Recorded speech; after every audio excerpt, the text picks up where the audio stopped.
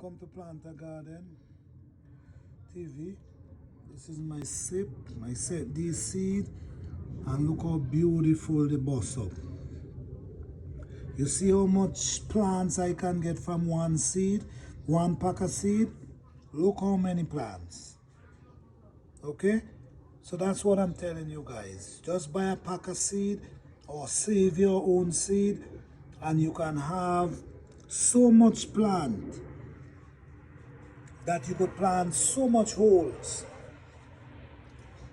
for $1.99 or $2.99. So that's all I'm saying, guys. I'm encouraging you guys to buy your seeds, set them yourself, and look how much slip you can get from one pack of seed. Okay? So I'm getting everything prepared for the spring.